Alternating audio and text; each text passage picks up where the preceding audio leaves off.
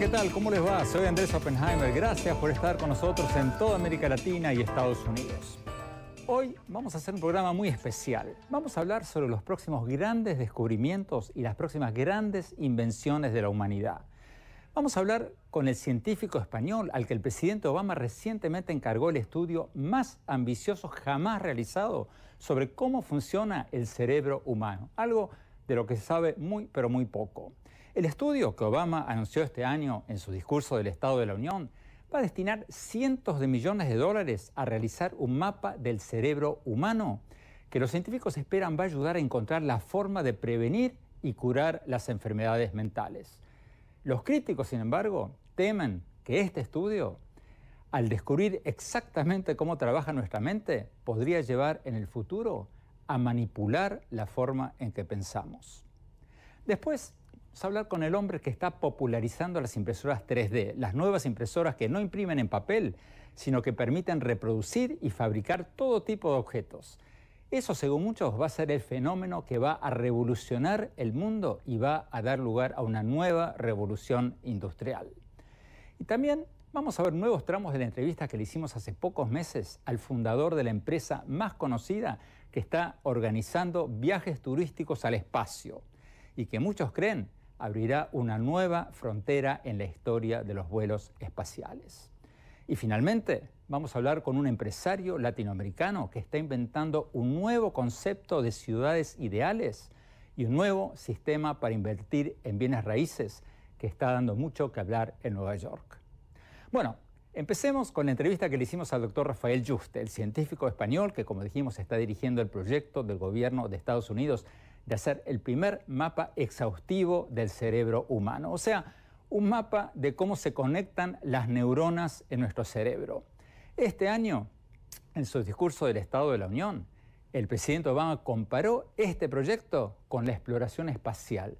Dijo que la exploración del cerebro humano tiene un potencial económico y científico tan grande como el primer viaje tripulado a la Luna. El gobierno de Estados Unidos ya ha destinado 100 millones de dólares solo para el primer año de esta investigación. Fuimos a Nueva York, lo visitamos al doctor Yuste en su laboratorio de la Universidad de Columbia y empezamos la entrevista preguntándole cómo hace un investigador español como él para llegar a interesar a la Casa Blanca en su proyecto. Veamos lo que nos dijo.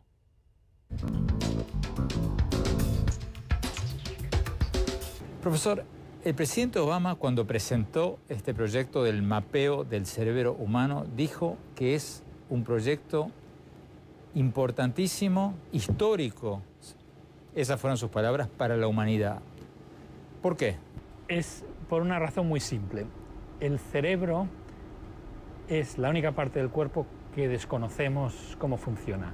Conocemos cómo funcionan los músculos, el hígado, el corazón, más o menos, lo suficiente para curarlos si se estropean. No curamos todas las enfermedades como los médicos, pero muchas.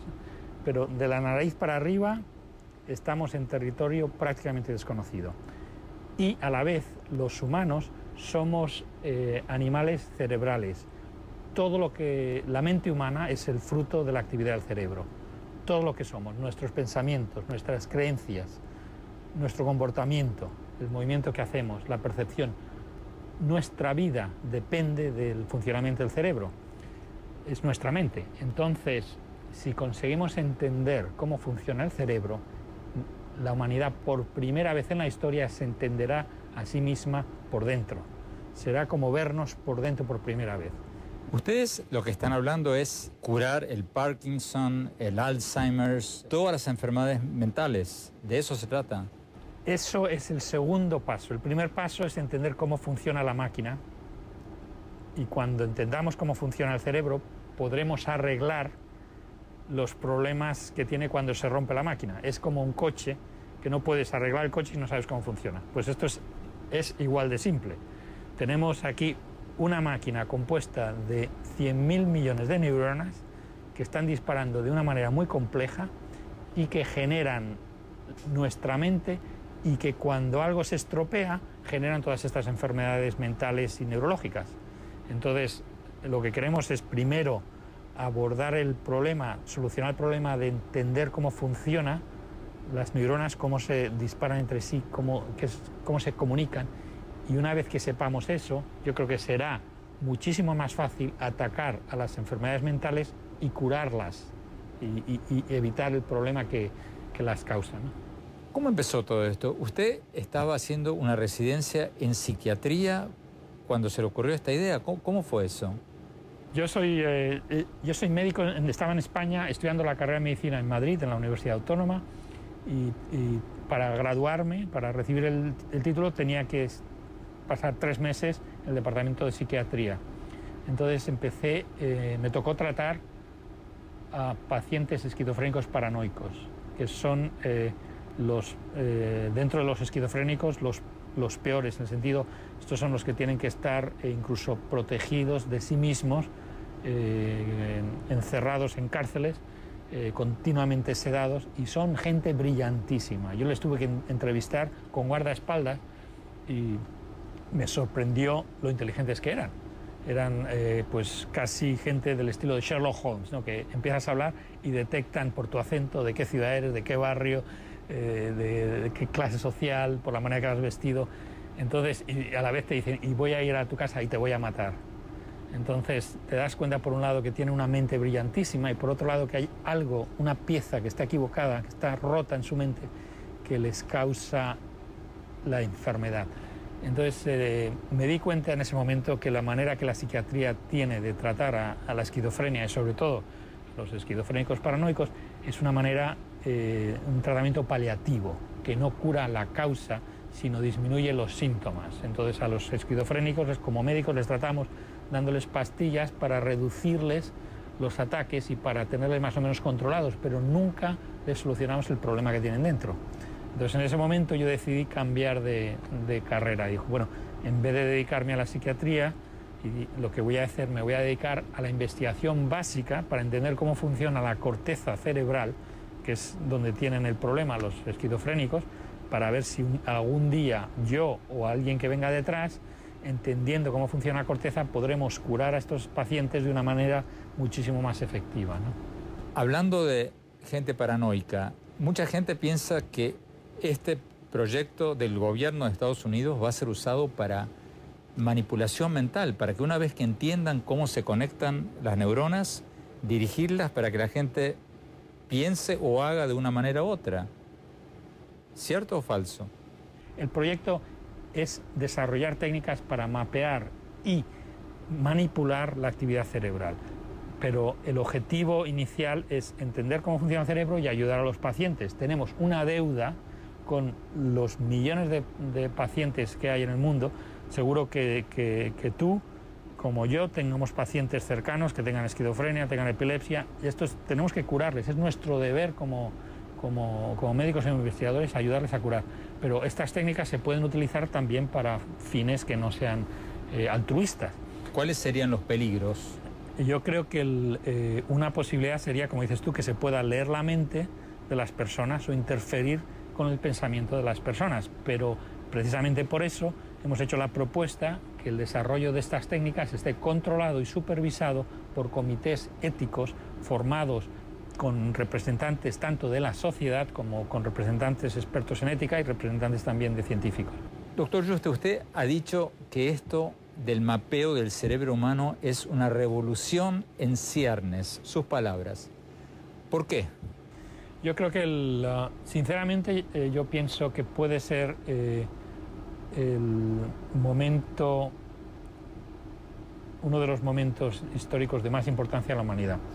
Porque en el momento que la humanidad nos conozcamos por dentro, cómo funciona nuestra mente, nos haremos más libres, entenderemos el origen de muchos de los sufrimientos y podremos solucionar no solo problemas de médicos, sino también problemas de comportamiento. También yo creo que esto nos permitirá desarrollar una nueva tipo de tecnología que directamente utilice la actividad cerebral para controlar máquinas, para comunicaciones entre personas, y esto yo creo que puede ser como una especie de voltereta en la evolución humana. porque va a ser el momento en el cual, como te digo, demos con el centro de nuestro ser, que es la mente humana. Esto es una cosa que llevan los filósofos y los psicólogos, los médicos, miles de años detrás del problema. ¿Qué es la mente humana? ¿Qué es el pensamiento, ¿no?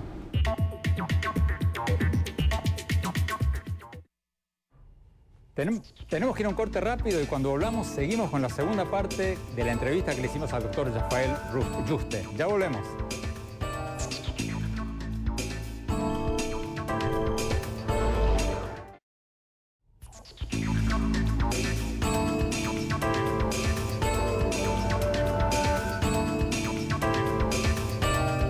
Gracias por seguir con nosotros en este programa sobre los grandes innovadores. Seguimos con la entrevista al doctor Rafael Yuste en la Universidad de Columbia, Nueva York. Vamos a ver lo que nos dijo cuando le preguntamos cómo llega un investigador español a la Casa Blanca con su proyecto.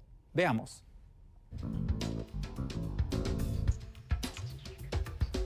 Primero, ¿cómo llega un español a Estados Unidos con 2 maletas, como muchos de los oyentes, sin conocer a nadie, abrirme camino en un país nuevo?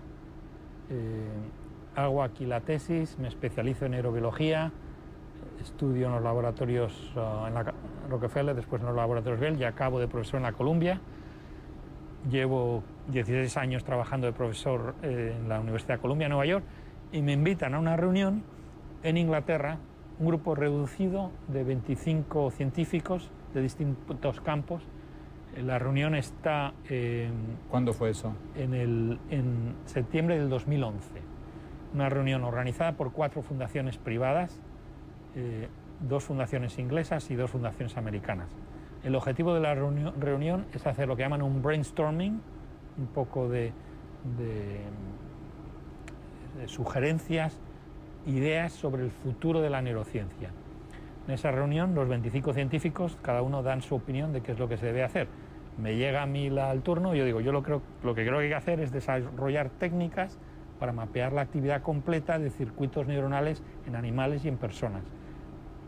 Y el argumento es el mismo argumento que te he hecho, porque no podemos entender cómo funciona el sistema si solo registramos la actividad de neuronas individuales. Tenemos que verlas todas. Me parece lógico. Entonces, cuando yo sugerí esta idea, pues muchos de mis compañeros empezaron a decir, esto es imposible, va a costar mucho dinero, incluso si consiguieses el dinero habría demasiados datos y aunque tuvieses todos los datos no sabrías qué hacer con ellos. Pero cuanto más críticas me llegaban, más se fortalecía la idea y se me apoyaron, me apuntaron conmigo 3 o 4 personas claves, entre ellas una persona, George Church, que fue uno de los impulsores del proyecto del genoma humano. Y George Church se levantó y dijo, todo esto que ha dicho Yuste, las críticas que le hacéis a él son las mismas críticas que nos hacían a nosotros al genoma humano hace 15 años y estaban equivocadas.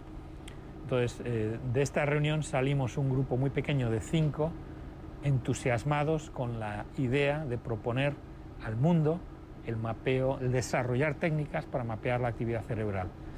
Escribimos una serie de borradores de papeles, de papers científicos que publicamos en distintas revistas, y una de estas borradores se lo mandamos al Departamento de Investigación de Ciencia de la Casa Blanca, que lo leyeron y les encantó. Ellos estaban buscando grandes ideas de desafío tecnológico científico para la humanidad. No sabíamos que nos habían escogido hasta que el presidente Obama mencionó el proyecto en el discurso del Estado de la Nación, en el cual utilizó las mismas palabras que habíamos utilizado nosotros en nuestra propuesta. Entonces, en ese momento nos dimos cuenta que estaba hablando de lo nuestro. Pero tú estabas viendo televisión como cualquier hijo de cualquier vecino, estaba viendo la televisión y digo, pero bueno, el Obama está diciendo lo mismo que le habíamos propuesto nosotros a él. Y claro, fue un momento inolvidable. Nos empezamos a llamar por teléfono, nos han escogido.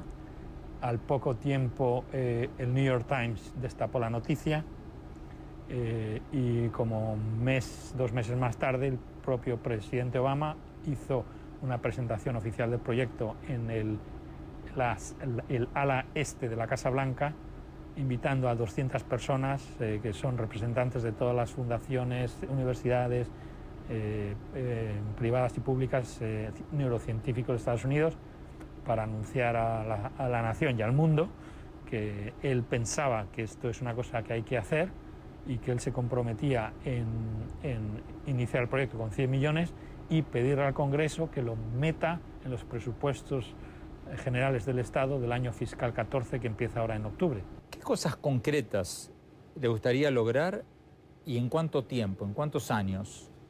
Mira, en un mundo ideal yo cambiaría todo por curarle la esquizofrenia a mi primo. Si este proyecto sale adelante, me encantaría entender, de un punto ya más científicamente hablando, qué son los pensamientos. Cuando una persona tiene un pensamiento, ¿qué es? ¿Cuál es la base física de un pensamiento? O sea, cómo el disparo de cierto tipo de neuronas genera una idea. Si entendemos esto, yo creo que podemos empezar a atacar problemas como la esquizofrenia.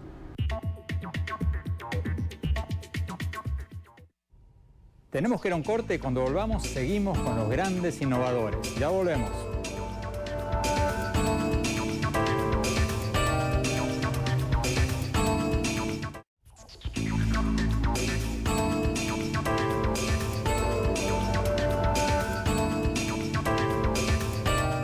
Gracias por seguir con nosotros en este programa sobre los grandes innovadores. Hace apenas 6 años, Bret Pettis era un profesor de escuela secundaria en una escuela pública de Seattle, a quien le encantaba armar y desarmar cosas e inventar cosas nuevas. Después se mudó a Nueva York, abrió un tallercito con unos amigos y al poco tiempo empezaron a fabricar impresoras 3D personales. Crearon una empresa y la acaban de vender en nada menos que $600 millones. Según muchos, Pettis es una especie de Steve Jobs, y así como Steve Jobs popularizó las computadoras personales hace 20 años, Pettis está popularizando las impresoras 3D personales. Muchos ya están vaticinando que estas impresoras van a revolucionar la industria mundial. Veamos la entrevista que le hicimos.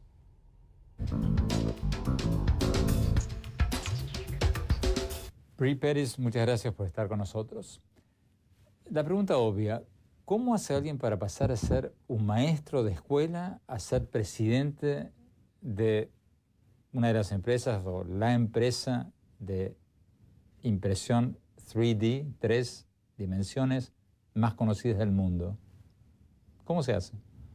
Yo no podría ser presidente de esta empresa si no hubiera sido maestro de escuela. Cuando se enseña en una escuela, se aprende mucho acerca de cómo organizar a la gente y cómo hacer que las cosas sucedan. No tienes presupuesto, hay muy pocos recursos, por lo que tienes que ser súper ingenioso. Fui maestro de la enseñanza media, traté con jóvenes de 11, 12 y 13 años, por lo que hay muchas cosas de la gestión que tienes que aprender. Por lo tanto, siendo maestro he aprendido un montón acerca de ser presidente de una empresa. Tú vienes de una familia de aficionados a la tecnología y después te conviertes en maestro. ¿Querías ser maestro o conseguiste un trabajo de maestro porque no pudiste encontrar otro empleo en el sector tecnológico? ¿Cómo fue eso? Yo era uno de los primeros niños en la cuadra en tener una computadora. Mi familia tenía una empresa de software a principios de los años 80. Por lo tanto, en muchas maneras, mis padres me dieron una ventaja. Yo tenía conocimientos sobre informática a principios de los años 80, cuando la mayoría de la gente creía que no era necesario tener una computadora. Decían, ¿para qué necesito una computadora si tengo una calculadora de bolsillo? Por lo tanto, tuve una ventaja y en muchas maneras, las familias que obtienen un MakerBot hoy en día les están dando una ventaja a sus hijos para que estén preparados para lo que vendrá después. Entonces yo era un nerd de la computadora como niño y cuando fui a la universidad decidí estudiar lo que yo quería. Decidí seguir mi corazón. Estudié historia, estudié educación, estudié etnomusicología, estudié artes escénicas, psicología, mitología, todas las cosas que me resultaban interesantes. ¿Por qué dejaste de ser maestro? ¿Qué fue lo que te llevó a dejar tu puesto de maestro y mudarte a Nueva York? Cuando terminé la universidad, conseguí un trabajo en la tienda de criaturas Jim Henson, haciendo animatrónica. Trabajamos la tecnología de goma en maneras que nunca antes se habían hecho. Hacíamos robots con goma de gorila. Ahí aprendí un montón. Una de las cosas que se aprende cuando se trabaja en un set de filmación es que se puede trabajar 16 a 18 horas al día, 7 días a la semana, durante un periodo de tiempo prolongado. Y esto me dio un superpoder. En la mayor parte del mundo solo se trabaja entre 5 o 8 horas al día, y cuando se puede trabajar 18 horas al día, se obtiene automáticamente una especie de arranque. Uno es capaz de crear cosas de forma más rápida. Eso es lo que aprendí trabajando en un set de filmación. Trabajar duro, hacer que las cosas se concreten, no detener el show, solo hacer. Yo estaba trabajando en películas en Londres, en Praga, Los Ángeles, y cuando volví a visitar a mi casa en Seattle, me di cuenta que extrañaba mucho todo. Y empecé a trabajar con jóvenes y me di cuenta que me gustaba. Así que volví a la escuela, conseguí mi certificado para ser maestro y comencé a dar clases de arte en la secundaria. ¿Cómo haces la transición a 3D printing, a las impresoras 3D? ¿Cómo nació eso? Cuando estaba haciendo videos para internet, los tutoriales, decidí venir a Nueva York durante un mes. Dije, voy a conocer la gente interesante de Nueva York y hacer videos con ellos. Pensé que después de ahí podía seguir a Tokio o París o Ciudad de México. Pero cuando vine a Nueva York, vi que había una gran energía aquí. Uno viene aquí y la gente está para realizar cosas, hacer cosas. No es un lugar muy cómodo, no es un lugar muy relajante, pero si quieres hacer cosas, puedes realizarlas, puedes hacerlas en Nueva York. Encontrarás otras personas que tienen la misma energía, por lo tanto, me mudé aquí. Cuando te juntas con tus amigos a hacer este taller de innovación, ¿cuál fue la idea? Porque si alquilaron un local, ¿tenían algo en mente o lo hicieron para divertirse? Cuando me mudé a Nueva York, no tenía un grupo de amigos que tuvieran herramientas. Por eso, necesitaba un taller y quería ser capaz de hacer cualquier cosa. Por lo tanto, recluté a las personas más inteligentes de la ciudad de Nueva York y comenzamos un club llamado NYC Resistor o New York City Resistor, que era un club para nerds de hardware, nerds de gadgets. Podíamos hacer cualquier cosa porque teníamos las herramientas y los conocimientos. Y al poder hacer cualquier cosa, decidimos hacer algo que pueda hacer cualquier cosa, como una impresora 3D. Por ejemplo, en ese momento las impresoras 3D eran máquinas industriales del tamaño de un refrigerador o más grandes. Costaban $100,000. No nos alcanzaba el dinero para comprar una, pero la queríamos. Entonces, si eres un pensador que se las rebusca y si quieres algo, pero no te alcanza el dinero para comprarlo, lo tienes que hacer tú mismo. Teníamos un cortador láser, teníamos un montón de herramientas y teníamos todo tipo de componentes. Y nos pusimos a trabajar. Usted dice que las impresoras 3D van a revolucionar el mundo. ¿Por qué? Uno de los grandes desafíos de la impresora 3D es que es mucho más fácil de entender una vez que tienes una. Porque a nivel empresarial significa que si quieres diseñar algo, si quieres hacer algo, si quieres crear algo, antes tomaba una gran cantidad de capital de trabajo para hacer un prototipo. Era muy caro. Al tener un MakerBot es muy asequible. Puedes hacer un prototipo y en lugar de tomar un mes, toma un par de horas. Por lo tanto, en el mundo de los negocios significa que se puede crear productos mucho más rápido, se puede experimentar y fallar más rápido, de forma que se pueden desarrollar mejores productos. Para ingenieros, diseñadores industriales, arquitectos, les encanta. Compran MakerBots como locos porque simplemente hace que sea mucho más fácil para ellos la creatividad, ser creativos. Para gente común, para padres, profesores, es una cosa maravillosa porque te potencia a ser creativo. Es lo suficientemente sencilla para que la gente tenga la experiencia de ser creativo. Dame algunos ejemplos de hoy, no del futuro. ¿Qué es lo que se puede hacer hoy con estas máquinas? Este es uno de mis proyectos favoritos que se pueden realizar en un MakerBot. Esto es el proyecto Mano Robot. Es una mano prótesis Ese es un diseño de dos chicos, uno de Seattle y uno de Sudáfrica. Cada uno de ellos tiene un MakerBot y lo utilizan como una máquina de fax en tercera dimensión.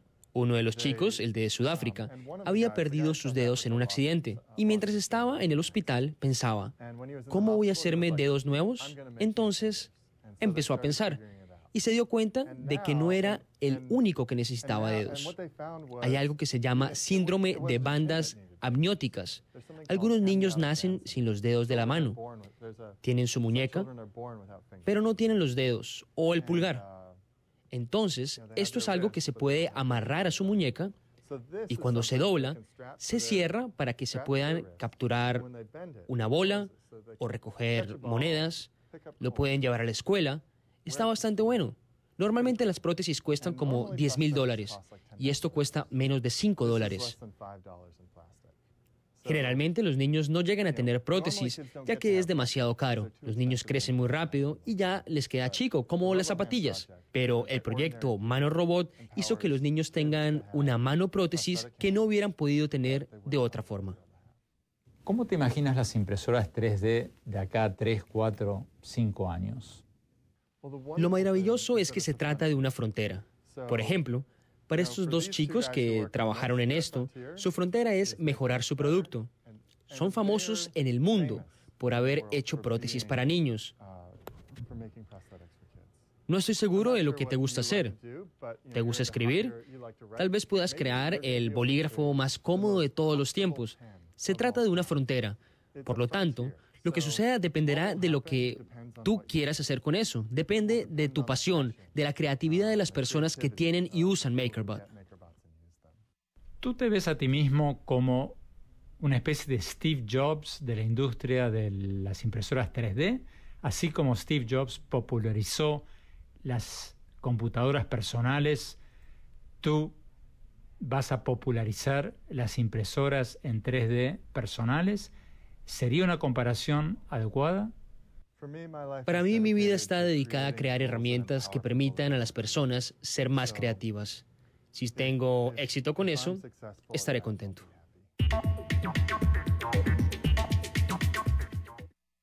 Tenemos que ir a un corte y cuando volvamos vamos a ver la entrevista que le hicimos a Sir Richard Branson, el fundador de una de las primeras empresas que están empezando a mandar viajes turísticos al espacio.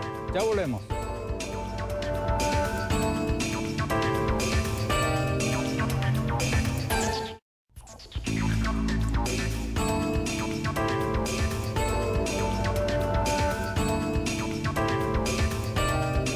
Gracias por seguir con nosotros en este programa sobre los grandes innovadores. Vamos a ver la entrevista que le hicimos hace pocos meses, tramos nuevos de la entrevista que le hicimos hace pocos meses a Sir Richard Branson, el hombre cuya empresa Virgin Galactic está empezando o va a empezar muy pronto a mandar turistas espaciales. Veamos.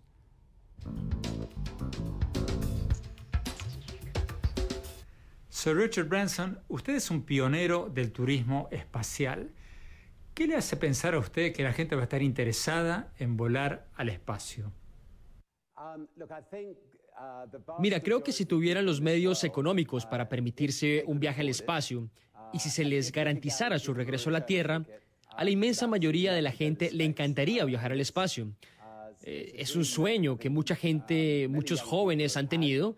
Y es un sueño que no se ha hecho realidad para muchas personas porque estos proyectos solo los llevan a cabo los gobiernos y son muy costosos. Por lo tanto, lo que Virgin quiere realizar en los próximos años es hacer bajar los precios de los viajes espaciales de manera tal que mucha gente, como aquellos que están viendo este programa, un día puedan convertirse en astronautas y ver nuestro hermoso mundo desde el espacio. ¿Cuál es el estado actual de su proyecto, Sir Branson? ¿Cuántas personas concretamente han reservado un asiento o están en lista de espera para viajar al espacio en sus vuelos? ¿Y cuáles serían los costos? Mira, actualmente es bastante caro. El costo de viajar en una nave espacial rusa es de $50 millones y viajar en una nave de Virgin Galactic cuesta $200,000. Esto último sigue siendo muchísimo dinero, pero es mucho más económico que viajar en una nave espacial rusa. Por el momento, 600 personas han hecho reservas para ir al espacio y estaremos empezando a volar a finales de este año. Pero dentro de los próximos 10 o 20 años, los precios serán mucho más accesibles. Yo pienso que en los próximos años, en lugar de costosas naves espaciales, que solo sean para gente muy adinerada, pero mucha gente tendrá la oportunidad de ir al espacio.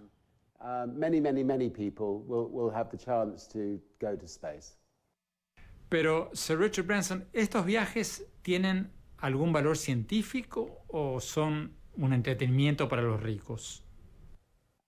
Mira, hay algo que tenemos que aclarar.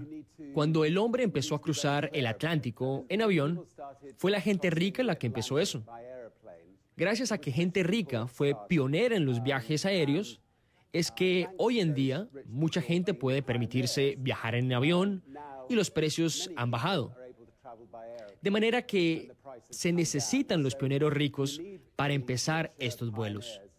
Ahora, gracias a nuestro programa espacial, no solo estaremos llevando gente al espacio, sino que estaremos haciendo una enorme cantidad de investigaciones científicas. Vamos a poder colocar satélites en el espacio por una fracción de lo que cuesta hoy en día, lo cual hará que baje drásticamente el costo de tus llamadas telefónicas, que baje dramáticamente el costo de tu conexión de Internet, incluso de tu servicio Wi-Fi de Internet. Eso también significa que los 2.000 millones de personas que aún no tienen acceso a estos servicios, ahora sí lo podrán tener a un precio muy barato. De manera que estos viajes traerán muchos, pero muchos beneficios a todos. Eso es lo más fascinante del hecho de que compañías comerciales estén entrando en esta industria. Sir Richard Branson, permítame hacer una pregunta sobre usted, sobre su historia, porque tiene una historia fascinante. Usted viene de una familia relativamente pudiente, pero era un pésimo estudiante en la escuela. Entiendo, por lo que he leído, que usted es disléxico. ¿Qué es lo que lo ayudó a tener éxito? ¿Cómo un joven que era un mal estudiante, disléxico, llegó a ser un empresario billonario con más de 400 empresas?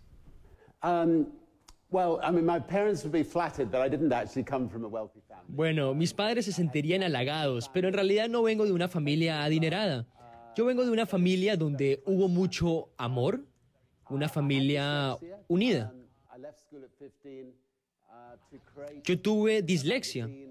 Dejé el colegio cuando apenas tenía 15 años para fundar una revista que hacía campaña contra la guerra de Vietnam,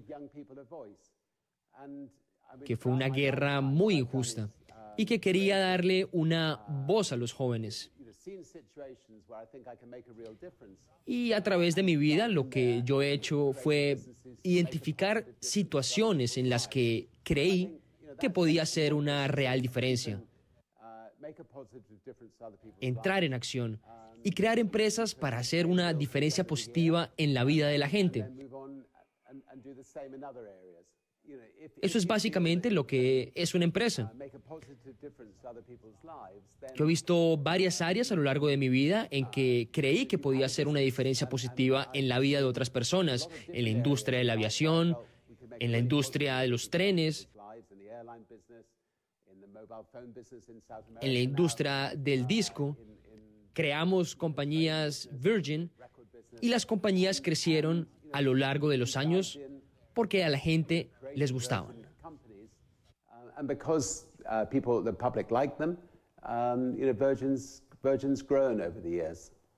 Usted escribió en uno de sus libros la siguiente frase: mi interés en la vida viene de plantearme retos inalcanzables y elevarme por encima de ellos. Explíquenos qué significa eso. ¿Por qué usted se plantea constantemente desafíos deportivos aparentemente inalcanzables, como cruzar el Canal de la Mancha en una tabla de windsurf? ¿Qué tipo de rédito, qué tipo de satisfacción le dan a usted este tipo de desafíos? Mira, creo que ser un aventurero y ser un empresario realmente no es algo tan diferente. Si alguien me dice, nadie ha cruzado el Canal de la Mancha o el Océano Atlántico o el Pacífico o han dado la vuelta al mundo en un globo y yo vuelo en globo, voy a tratar de ver si puedo vencer los problemas tecnológicos, voy a tratar de entrenarme físicamente para hacerlo y al final voy a decir, ¿qué diablos? Hagamos la prueba. Durante mi vida he tenido muchas aventuras maravillosas. Ahora tengo aventuras maravillosas con mis hijos, escalando montañas o tratando de romper los récords de navegación transatlántica o cruzando el Canal de la Mancha juntos haciendo kitesurfing y es muy satisfactorio. De manera que estoy tratando de probarme a mí mismo y probarle a mis hijos que podemos superar cualquier desafío físico o tecnológico. En los negocios no es tan distinto. Mucha gente dice que es imposible hacer las cosas y lo que uno trata de hacer es probar que está equivocada. Uno trata de hacer que los sueños se conviertan en realidad. ¿Usted cree que el fracaso y el fracaso repetido y la tolerancia con el fracaso es un ingrediente del éxito? No, creo que la tolerancia social al fracaso es fundamental, porque si uno no falla, no puede lograr nada. Un emprendedor no debe tener miedo o demasiado miedo al fracaso. Si se fracasa, hay que tratar de nuevo. Y si se fracasa otra vez, hay que tratar de nuevo hasta triunfar. Como tú dices, desde los hermanos Wright en adelante, mira, la NASA perdió el 3% de los astronautas que envió al espacio. Pero ellos aprendieron de eso. Y nosotros también hemos aprendido de esto. De manera que para tener éxito, algunas veces tienes que sufrir fracasos en el camino. Eso hace que el éxito sea mucho más satisfactorio. Rodrigo Niño es un empresario colombiano que está liderando un proyecto de ciudades ideales y que según la revista Forbes, la revista Business Week y el New York Times, se ha convertido en uno de los pioneros de un nuevo sistema de recaudación de fondos de pequeños ahorristas que según estas publicaciones va a revolucionar la industria de los bienes raíces. Rodrigo, ¿de qué se trata esto del crowdsourcing, del crowdfunding? ¿Qué es eso? Básicamente el crowdfunding lo que hace es democratizar la inversión. A ver, ¿cómo es eso? Le da acceso a pequeños inversionistas a retornos en proyectos que antes eran privilegio de los grandes magnates. Por darte un ejemplo, en Nueva York, donde tenemos varios proyectos, el costo puede ser de $100 millones. Entonces, ¿quién tiene acceso a un proyecto de esos? Una persona con los $100 millones, que básicamente son los magnates o las grandes instituciones.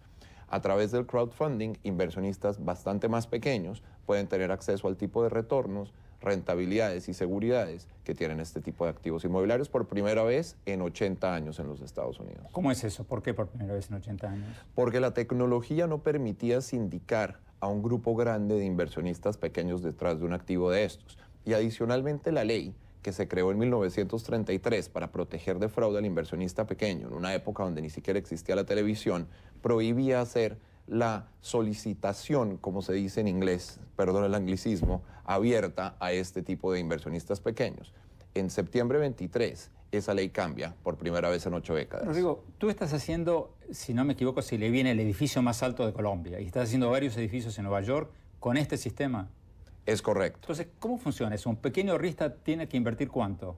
Si te pones a pensar, los inversionistas pequeños hoy en día tienen acceso a muy bajos retornos y la premisa de bajo riesgo, porque tengo un bajo retorno, realmente no funcionó. La gente quiere un poco más de control y saber en dónde está su dinero. De esta forma pueden invertir en grandes proyectos, como digo, antes eran privilegio de los grandes magnates y de las grandes instituciones y los grandes fondos, y tener acceso a esa rentabilidad y a esa seguridad. ¿Pero qué estamos hablando? ¿$5.000? En Colombia empiezan desde $20.000. En 20 segundos, porque se nos acaba el tiempo, Rodrigo Niño.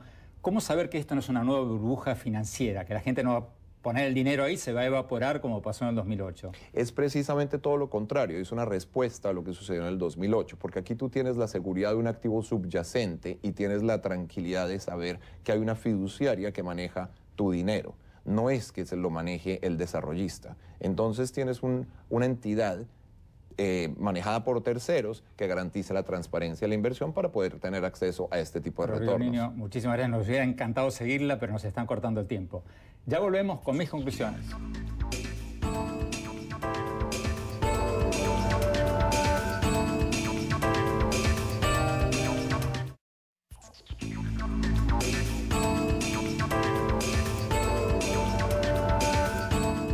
Gracias por habernos acompañado. Me fascinó entrevistar a los grandes innovadores que tuvimos hoy, tanto por el contenido humano como por el contenido económico y político de lo que nos dijeron. A nivel humano, lo que nos dijeron Brett Petty, Sir Richard Branson y muchos otros es que nunca hay que darse por vencido y mucho menos creer que porque uno nace con desventajas o ha sido mal alumno en la escuela está condenado al fracaso.